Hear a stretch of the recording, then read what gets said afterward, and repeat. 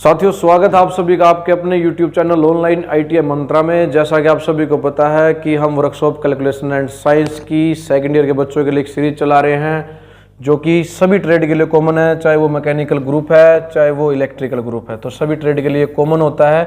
और ये सीरीज हमने किस पैटर्न पे है? निम्मी पैटर्न पे है, क्योंकि जो आपका क्वेश्चन पेपर है निम्मी से ही सेट होता है और निम्मी ने ही ये क्वेश्चन दिए हैं। तो अभी तक के जो क्वेश्चन हुए हैं, जो CBT एग्जाम हुए हैं वर्कशॉप कैलकुलेशन एंड साइंस के लिए, सभी क्वेश्चन इन्हीं क्वेश्चनों में से आए हैं। तो मुझे उम्मीद है कि आगे भी जो आपके क्वेश्चन होंगे वो इन्हीं में से आएंगे, तो इनको अच्छे से कर लें। अभी तक हमने इसके जो 4 मॉड्यूल हैं वो कर लिए हैं। हमने कितने क्वेश्चन है? लगभग 250 क्वेश्चन है। इन 250 क्वेश्चनों को हमने मॉड्यूल वाइज बांट लिया, चैप्टर वाइज बांट लिया है, ताकि आप लोगों की प्रैक्टिस कर सको, आपको पता लग सके किस चैप्टर में से वो हैं। तो अभी हम मॉड्यूल 5 शुरू करेंगे जिसका नाम है इलास्टिसिटी, और आपकी बुक में स्ट्रेस और स्ट्रेन के नाम से भी ये चैप्टर है। इसमें टोटल 29 क्वेश्चन है। उनमें से हम आधे क्वेश्चन 17-18 क्वेश्चन आज करने की कोशिश करेंगे, क्योंकि टोटल 29 क्वेश्चन में हमारी वीडियो काफ़ी लंबी हो जाती है और बच्चे कहते हैं सर थोड़ा सा वीडियो को शॉर्ट रखें। लेकिन हम क्वालिटी से कॉम्प्रोमाइज नहीं कर सकते, यानी उसको जल्दी जल्दी नहीं समझा सकते, आपको ऑप्शन बता दे रटा दे, नहीं, हम क्वेश्चन को अच्छे से सोल्व करते ताकि आपके माइंड में घुस जाए कि क्वेश्चन कैसे होता है। तो हम वीडियो को 2 पार्ट में डिवाइड कर लेते हैं। तो इसके भी हम इलास्टिसिटी जो चैप्टर है इसके भी 2 वीडियो में हम इसको कंप्लीट करेंगे। तो आइए टाइम गवाए बिना शुरू करते हैं। आज का जो मॉड्यूल है उसका पहला question, which is elastic material? इनमें से कौन सा लोचदार सामग्री है? हम सभी क्वेश्चन हिंदी और इंग्लिश दोनों लैंग्वेज में करेंगे ताकि दोनों लैंग्वेज के बच्चे इसको आसानी से कर सके। और पेपर में भी हिंदी इंग्लिश में आप ऑप्शन चूज करोगे तो पेपर हिंदी और इंग्लिश दोनों में आपको मिलेगा। Which is the elastic material? इनमें से कौन सा लोचदार सामग्री? इलास्टिक जो मटेरियल होता है वो कौन सा होता है, पहले ये समझिए। जब आप ऐसे मटेरियल को, जो इलास्टिक मटेरियल होता है, अगर आप उसे फोर्स लगाते हो, बल लगाते हो, तो वो उसकी जो आकार है उसमें चेंज हो जाएगा, उसमें कुछ चेंजेस आएंगे। लेकिन जैसे ही आप उस फोर्स को हटा देते हो, रिमूव कर देते हो, तो वो वापस उसी शेप में आ जाता है जो उसकी पहले ओरिजिनल शेप थी।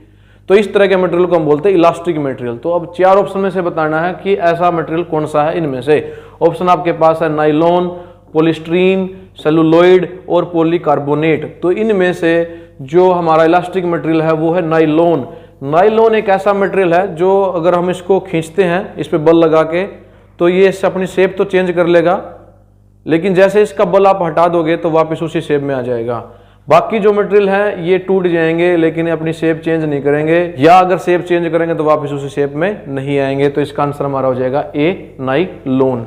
तो ये क्वेश्चन का आंसर था हमारा नाइलॉन। नेक्स्ट है, which is the thermoplastic material? इनमें से कौन सा थर्मोप्लास्टिक सामग्री है? इनमें से आपने बताना थर्मोप्लास्टिक मटेरियल के बारे में।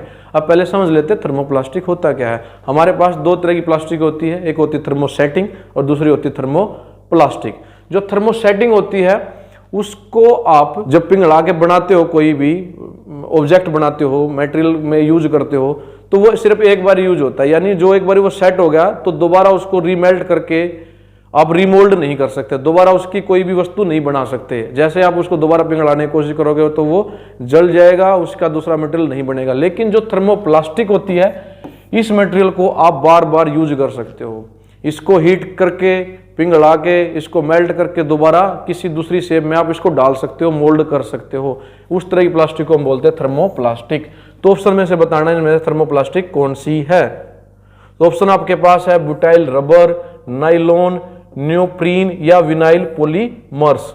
तो इनमें से थर्मो जो प्लास्टिक मटेरियल है वो है विनाइल पॉलीमर। ये आपने याद रखना है, जो विनाइल पॉलीमर है वो हमारा थर्मोप्लास्टिक मटेरियल होता है। तो इस क्वेश्चन का आंसर हमारा डी हो जाएगा, आप डी पे टिक करोगे। नेक्स्ट क्वेश्चन है, what is the maximum percentage of stretch of its original length is allowable for elastic material? लोचदार जो सामग्री होती है उसके लिए जो उसकी मूल लंबाई है का अधिकतम प्रतिशत क्या स्वीकार्य है? यानी आप जो इलास्टिक मटेरियल किसको मानोगे, कितने परसेंट तक उसको इलोंगेट कर सकते हो, बढ़ा सकते हो, इंक्रीज कर सकते हो, वो आपने बताना है। कहां तक आप उसको अलाउएबल मानते हो, 100%, 200%, 300% या 400%? तो जो अलाउएबल लिमिट है इलास्टिक मटेरियल के लिए वो है 300, यानी 300%, यानी लगभग 3 गुना तक अगर वो बढ़ता है तो वो इलास्टिक मटेरियल में अलाउएबल माना जाता है, वो स्वीकार्य लिमिट है। तो इसका आंसर हो जाएगा 300, ये आपने याद रखना है। नेक्स्ट क्वेश्चन है, what is the ratio between the change in dimension to its original dimension of the substance, किसी वस्तु के आयाम में परिवर्तन और मूल आयाम के अनुपात को क्या कहते हैं? ऑप्शन आपके पास है स्ट्रेस यानी कि प्रतिबल, स्ट्रेन विकृति, पॉइजंस रेशियो या फैक्टर ऑफ सेफ्टी। देखिए, जब भी आप ये मान लिया आपके पास ऑब्जेक्ट है, इस पे बल लगाते हो, आपने फोर्स लगाई, बल लगाया दोनों साइड से, तो इसमें क्या चेंजेज आएंगे? तो वही पूछा है चेंज इन डायमेंशन। इसकी चेंज इन डायमेंशन जो आपकी मान लिया लेंथ है डेल एल बटे एल, ओरिजिनल लेंथ थी एल और चेंज कितना हुआ डेल एल, तो इसका जो रेशियो है वो क्या कहलाता है? उसको बोलते हैं स्ट्रेन। क्या कहते हैं? Strain. Change in dimension upon original dimension, विकृति। तो ये भी याद रखना है, change in dimension upon original dimension क्या होता है? स्ट्रेन होता है, विकृति होता है। तो हमारा आंसर हो जाएगा बी। नेक्स्ट क्वेश्चन देखते हैं, what is the unit of strain? अभी हमने विकृति का फार्मूला था वो क्या कहा था? Change in dimension. अगर डेल एल है तो लेंथ में अगर चेंज हुआ तो del L upon L, original length. तो इसका यूनिट पूछी गई है, उसकी इकाई क्या होगी? देखो, ऊपर एल है, अगर ऊपर वाली चीज मीटर में है तो नीचे वाली मीटर में होगी, ऊपर सेंटीमीटर में नीचे भी सेंटीमीटर, ऊपर मिलीमीटर तो नीचे मिलीमीटर, तो यूनिट तो कट ही जाएगी।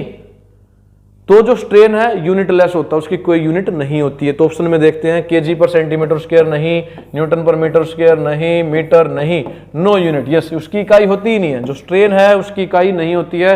वेरी वेरी इंपॉर्टेंट क्वेश्चन, कई बार एग्जाम में आ चुका है कि स्ट्रेन की इकाई क्या होगी, स्ट्रेन की यूनिट क्या होगी? इसकी यूनिट नहीं होती, ये यूनिट लेस होता है। नेक्स्ट क्वेश्चन देखते हैं, what is the ratio of change in length to original length? Change in length upon original length. अभी आपने बात की थी change in dimension upon original dimension, तो उसमें भी अगर लेंथ में, खाली लेंथ में चेंज हो तो उसको क्या कहेंगे? Linear strain, lateral strain, volumetric strain या पॉइजंस रेशियो। तो उसको हम बोलेंगे लीनियर स्ट्रेन। क्या बोलेंगे? अनुलंब विकृति। क्योंकि देखो, अगर आपके पास ये ऑब्जेक्ट है, आपने दोनों साइड से बल लगाया, अगर इसकी लेंथ में चेंज होगा तो इसकी जो ये चौड़ाई है ये भी तो घटेगी। अगर कोई चीज ऐसे इंक्रीज होगी तो कुछ ना कुछ तो उसका घटेगा, लेकिन हमने सिर्फ लेंथ की बात करी है तो उसको बोलेंगे लीनियर स्ट्रेन। अगर यहाँ पर ब्रेड्थ की बात होती या डायमीटर की बात होती तो उसको बोलते हैं हम लेटरल स्ट्रेन। और अगर टोटल वॉल्यूम की बात करते हैं, भाई वॉल्यूम में कितना चेंज आया, तो उसको बोलते हैं वॉल्यूमेट्रिक स्ट्रेन। तो ऐसे तीन तरह के ये स्ट्रेन होते हैं, लेकिन यहाँ पर पूछा चेंज इन लेंथ, लंबाई में जो चेंज हुआ है अपॉन ओरिजिनल जो उसकी लेंथ थी, उस रेशियो को हम बोलेंगे लीनियर स्ट्रेन। स्ट्रेन के ही टाइप हैं ये। नेक्स्ट क्वेश्चन है, what is the ratio between lateral strain upon longitudinal strain?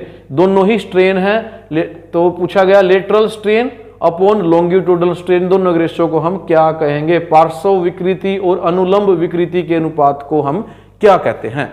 तो ऑप्शन आपके पास है Hooke's law, Young's modulus, bulk modulus या पॉइजंस रेशियो। तो पहली ऑप्शन है हुक्स लॉ। हुक्स लॉ तो नहीं हो सकता, ये तो हुक्स लॉ ये कहता है stress is directly proportional to strain, तो इसका तो इससे कोई मतलब ही नहीं है। यंग मॉडुलस अभी आगे आएगा, समझाएंगे क्या होता है बल्क मॉडुलस भी।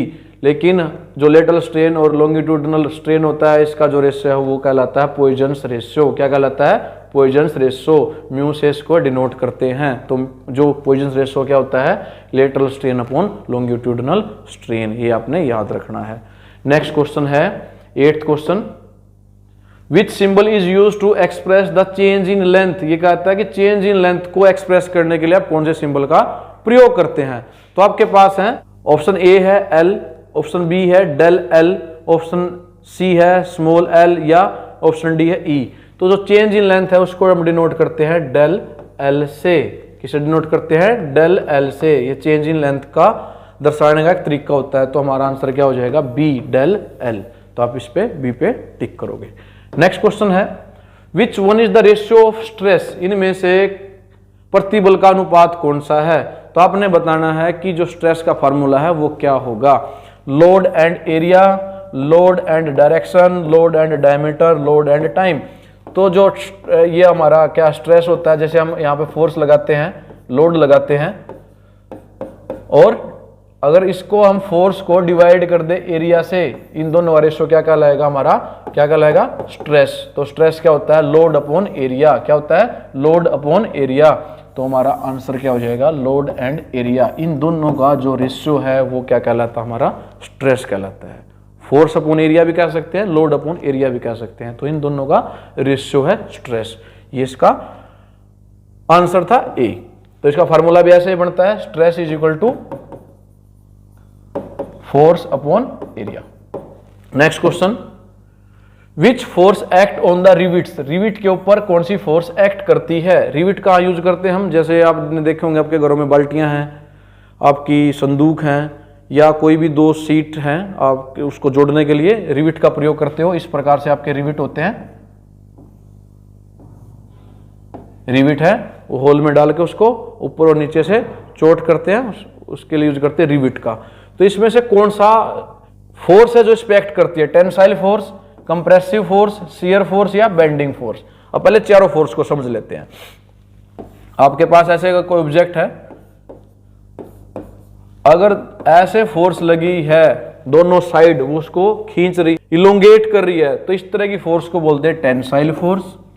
और अगर इसकी डायरेक्शन है उल्टी, कैसे, इधर की तरफ, कैसे, इधर कंप्रेस करने की कोशिश कर रही है, तो उसको बोलते हैं कंप्रेसिव फोर्स। और शियर फोर्स होती है जो उसको काटने की कोशिश करे, एक तरह से जैसे दो प्लेट जुड़ी हुई है तो उसको चीरने की कोशिश करे। तो रिविट में जब ऐसे हमारी दो प्लेटें जुड़ती हैं, यहां रिविट लगा होता है ऐसे, तो ये प्लेटें इसको खींचती हैं, ऐसा होता है कि इसका यहां से ये कट जाए, तो ये कौन सी फोर्स होती है, इसमें शियर फोर्स होती है। इस तरह की फोर्स को बोलते हैं शियर फोर्स, जो उसको शियर करने की, कट करने की कोशिश करती है। हिंदी में बोलेंगे कर्तन बल। और नेक्स्ट है बेंडिंग फोर्स। बेंडिंग होती है जैसे ऐसे बैंड करने के लिए ऊपर से फोर्स लगे और उसको मोड़ने की कोशिश करे, बेंडिंग फोर्स। तो हमारे जो क्वेश्चन में पूछा गया, रिविट पे पूछा गया, रिविट पे कौन सी फोर्स लगती है, शियर फोर्स। तो उम्मीद आपको चारों फोर्स समझ में आई होंगी। अगर आपको वीडियो पसंद आ रही है तो प्लीज वीडियो को लाइक और कमेंट जरूर कर दें, और लाइक अभी कर दें प्लीज। आपके लाइक से मुझे मोटिवेशन मिलता है और ये वीडियो ज्यादा से ज्यादा लोगों तक पहुंचती है और ज्यादा से ज्यादा लोगों को इसका फायदा होता है। तो चलते हैं नेक्स्ट क्वेश्चन पर। विच टाइप ऑफ स्ट्रेस, इस एग्जाम्पल में कौन सा प्रतिबल है। अभी जो रिविट वाला एग्जाम्पल था वही है ये एक प्लेट ये है, इस पे आपने फोर्स इधर से लगाई, नीचे एक प्लेट ये है ऐसे, और ये रिविट से जुड़ी हुई है, ये रिविट है, दोनों साइड से आपने चोट लगा के इसको बैठा रखा है, रिविट लगा हुआ है। तो इसमें कौन सी फोर्स होगी, टेंसाइल, कंप्रेसिव, शियर या टॉर्जनल। तो बताओ, इसका आंसर आप ही दो। अभी बात करते हैं रिविट में कौन सी होती है, शियर फोर्स। कौन सी होती है, शियर फोर्स, यानी कि कर्तन प्रतिबल, जो उसको काटने की कोशिश करता है। अब देखो, अब आप इस दोनों साइड से फोर्स लगाओ, तो फोर्स लगाओगे तो ये बीच में से ऐसे टूटने को हो जाएगा, कटने को हो जाएगा। तो इस तरह की फोर्स को बोलते हैं शियर फोर्स। और इस शियर फोर्स के कारण जो स्ट्रेस आएगा, उसमें तनाव आएगा, वो कहलाएगा शियर स्ट्रेस। फोर्स कौन सी है यहाँ पर, शियर फोर्स है, और शियर फोर्स के कारण जो तनाव आएगा वो शियर स्ट्रेस कहलाएगा। तो ऑप्शन में हमारा आंसर हो जाएगा सी। नेक्स्ट क्वेश्चन देखते हैं। What is the formula for bulk modulus. Bulk modulus जो होता है वो, उसका फार्मूला क्या होता है, वो एक रेशियो होता है। बल्क मॉडुलस हालांकि क्या है, बल्क मॉडुलस है क्या, बल्क मॉडुलस एक रेशियो है, अनुपात है दो चीजों का। किस किस का, tensile stress upon tensile strain, compressive stress upon compressive strain, volumetric stress upon volumetric strain, या shear stress upon shear strain. तो बल्क मॉडुलस जो है वो इसका रेशियो है, volumetric stress upon volumetric strain, यानी कि आयतन प्रतिबल अपॉन आयतन विकृति। ये याद रख लो डायरेक्टली। जो बल्क मॉडुलस है, तीन तरह के मॉडुलस आएंगे, उनके फार्मूले आपने याद रखने हैं। तो जो बल्क मॉडुलस होता है वो रेशियो होता है volumetric stress upon volumetric strain. Next question है 13th, which law state that within the elastic limit stress is directly proportional to the strain। कौन सा नियम बताता है कि प्रत्यास्थता सीमा के अंदर प्रतिबल और विकृति के समानुपाती होता है। ऑप्शन है Newton's law, Hooke's law, Joule's law और Charles law. Very very important law इस चैप्टर का। स्ट्रेस स्ट्रेन इस लॉ के बिना कुछ भी नहीं है। ये जो हुक्स लॉ है इसका आंसर होगा। हुक्स लॉ यही कहता है कि जो स्ट्रेस है वो हमेशा डायरेक्टली प्रोपोर्शनल होगा स्ट्रेन के। किसके, स्ट्रेन के। तो stress is directly proportional to strain is stated by the Hooke's law. तो इसका आंसर हमारा हो जाएगा बी, हुक्स लॉ। तो ये इंपॉर्टेंट है हुक्स लॉ, ये वैसे भी पढ़ के जाना आपको। नेक्स्ट क्वेश्चन है what is the name of the point C. चित्र में बिंदु सी क्या दर्शाता है। तो ये जो डायग्राम है ये हुक्स लॉ से ही आया है, जो हुक्स का नियम है उसी से आया है। तो वो कहता है stress is directly proportional to strain. तो ए पॉइंट तक जो है ये वापिस, अगर यहाँ हमने जैसे जैसे बल लगाएंगे, लोड लगाएंगे, तो जो इसमें इलोंगेशन है वो बढ़ती जाएगी। लेकिन इस पॉइंट तक अगर इसको आप छोड़ दोगे लोड को, तो वापस उसी शेप में आ जाएगी, ओरिजिनल शेप में। इसके बाद ये अलग अलग पॉइंट होते हैं, इनको देखते हैं क्या होता है। तो हमसे पूछा गया है सी क्या दर्शाता है? सी दर्शाता है यील्ड पॉइंट को, इलास्टिक लिमिट को, अल्टीमेट लोड को या फ्रैक्चर को। तो जो सी पॉइंट है ये दिखाता है आपके यील्ड पॉइंट को, प्रभाव बिंदु को। तो जो हमारा ए है, ए बिंदु हमारा इलास्टिक लिमिट को दर्शाता है। इसके बाद हमारा ये इलास्टिक लिमिट है, यानी इसके बाद लोड में अगर आप बढ़ाते रहोगे तो वो वापस आने के चांस उसके कम हो जाते हैं। तो ए तक हमारी इलास्टिक लिमिट है। बी और सी जो हमारे यील्ड पॉइंट हैं, डी हमारा अल्टीमेट पॉइंट है, अल्टीमेट लोड होगा यहाँ पर, और ई क्या है? फ्रैक्चर है। यहाँ पर वो चीज टूट ही जाएगी अगर आप उसका लोड आगे बढ़ाते रहोगे। समझे? दोबारा समझा देता हूं, वेरी वेरी इंपॉर्टेंट है। यहाँ पे क्या है? लोड है, यहाँ पे इलोंगेशन, यानी उसकी लेंथ में इंक्रीज हो रहा है। लोड आप बढ़ा रहे हो तो उसकी लेंथ भी इंक्रीज हो रही है ए पॉइंट तक, लेकिन यहाँ तक अगर आप उस लोड को छोड़ देते हो, रिमूव कर देते हो, तो वो जो बॉडी है वापिस अपनी ओरिजिनल शेप में आ जाएगी। तो ए पॉइंट हमारा हुआ इलास्टिक लिमिट का, यहाँ पर तक इलास्टिक लिमिट है। इसके बाद अगर आपने लोड बढ़ाते चले गए तो बी और सी बिंदु आएंगे, इसको बोलते हैं यील्ड पॉइंट, प्रभाव बिंदु। प्रभाव पड़ना शुरू हो जाएगा, वो वापस अभी नहीं आएगी। तो बी और सी उसके यील्ड पॉइंट हैं। आप लोड और बढ़ाते जा रहे हो, फिर आ जाएगा अल्टीमेट लोड। इसके बाद आप लोड बढ़ाओगे तो वो क्या हो जाएगा? टूट जाएगी। वो जो वस्तु है, ऑब्जेक्ट है, उसमें क्या आ जाएगा? फ्रैक्चर हो जाएगा। उसको बोलेंगे फ्रैक्चर पॉइंट या टूटने वाला बिंदु। तो ये डायग्राम ऐसे था, अलग अलग पॉइंट के बारे में वो पूछ सकता। तो यहां पूछा गया था सी पॉइंट के, तो सी पॉइंट हमारा यील्ड पॉइंट है। नेक्स्ट क्वेश्चन है, what is the term used for maximum stress attend bye a material before rapture?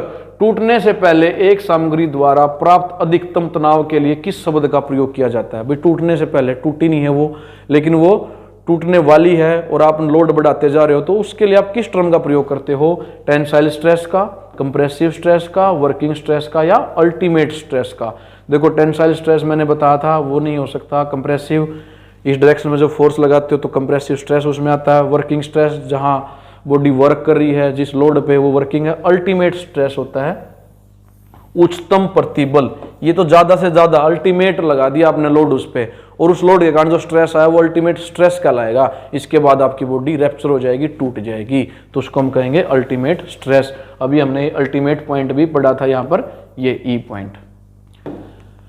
तो ये था हमारा अल्टीमेट स्ट्रेस, जहां पे हमारा इसके बाद हमारी बॉडी या ऑब्जेक्ट टूट जाएगा। नेक्स्ट है, what is the ratio between ultimate stress upon working stress? Yes, जो अल्टीमेट स्ट्रेस है अगर उसको डिवाइड कर दो वर्किंग स्ट्रेस में, देखो क्या अंतर है। अल्टीमेट स्ट्रेस जो मैक्सिमम लोड वो कोई ऑब्जेक्ट बियर कर सकता है, सहन कर सकता है, उसको तो बोलेंगे अल्टीमेट स्ट्रेस, यानी उस लोड पे जो स्ट्रेस आएगा अल्टीमेट स्ट्रेस कहलाएगा। वर्किंग स्ट्रेस है वो लोड जिस पे वो बॉडी वर्क कर रही है, जितना लोड हमें एक्चुअल में उस पे लगाना है, उसके कारण जो स्ट्रेस आएगा वो वर्किंग स्ट्रेस। और इन दोनों का जो रेशियो वो क्या कहलाता है? बल्क मॉडुलस नहीं, ये तो वॉल्यूमेट्रिक स्ट्रेस अपॉन स्ट्रेन था। यंग मॉडुलस नहीं है, फैक्टर ऑफ सेफ्टी। यस, इसका जो सुरक्षा गुणांक है, हिंदी में क्या बोलते हैं? सुरक्षा गुणांक है, फैक्टर ऑफ सेफ्टी कहते हैं। अगर अल्टीमेट स्ट्रेस को डिवाइड कर दोगे वर्किंग स्ट्रेस से तो हमारा आ जाएगा फैक्टर ऑफ सेफ्टी। हमेशा फैक्टर ऑफ सेफ्टी रखा जाता है ज्यादा, क्योंकि जैसे हमें मान लिया किसी एक ऑब्जेक्ट की जरूरत है, उस पर जो लोड लगना 50 न्यूटन लगना है, लेकिन हम उसको डिजाइन करते हैं कई गुना, 4 गुना, 5 गुना, 200 न्यूटन के लिए डिजाइन करेंगे, लेकिन एक्चुअल में उस पर लगना है वर्किंग स्ट्रेस तो 50 न्यूटन, तो उसका फैक्टर ऑफ सेफ्टी 4 गुना कर दिया हमने, 200 न्यूटन के लिए डिजाइन किया है। अगर हम कर देते उसको 500 न्यूटन के लिए डिजाइन और वर्किंग जो लोड है वो केवल 50 न्यूटन है, तो यानी फैक्टर ऑफ सेफ्टी हमने 10 गुना कर दिया है। तो ये होता है फैक्टर ऑफ सेफ्टी। तो हमेशा डिजाइन जो की जाती है वही वस्तु लोड से ज्यादा ही की जाती है। नेक्स्ट है, what is the ratio of ultimate load to the area of the original cross section? इसने कहा है ultimate load upon cross sectional area क्या कहलाएगा? ऑप्शन है फैक्टर ऑफ सेफ्टी, नहीं, फैक्टर ऑफ सेफ्टी तभी पढ़ा था हमने, यील्ड पॉइंट भी नहीं है, अल्टीमेट स्ट्रेस हो सकता है। क्या कह लेंगे? अल्टीमेट स्ट्रेस, क्योंकि देखो स्ट्रेस क्या होता है, स्ट्रेस का फार्मूला होता है, शुरू में हमने पढ़ लिया था, load upon cross sectional area. क्या? Cross sectional area. यहां पर लोड कौन सा है? अल्टीमेट लोड है, तो यहां ये भी क्या हो जाएगा? अल्टीमेट स्ट्रेस हो जाएगा। तो हमारा आंसर क्या हो जाएगा? C, ultimate stress. Next question है, 18th, what does the point B denotes in the stress strain diagram. अभी आपने बताना जो बी पॉइंट है वो किसको डिनोट करता है, इलास्टिक लिमिट को, यील्ड पॉइंट को, लिमिट ऑफ प्रोपोर्शनैलिटी को, या अल्टीमेट लोड को। तो लोड तो यहाँ है ही नहीं, अल्टीमेट लोड नहीं हो सकता, लिमिट ऑफ प्रोपोर्शनैलिटी नहीं है, यील्ड पॉइंट आपने पिछले क्वेश्चन में देखा था, सी पॉइंट को हम यील्ड पॉइंट कहते हैं, तो ऑप्शन बचती है हमारी इलास्टिक लिमिट।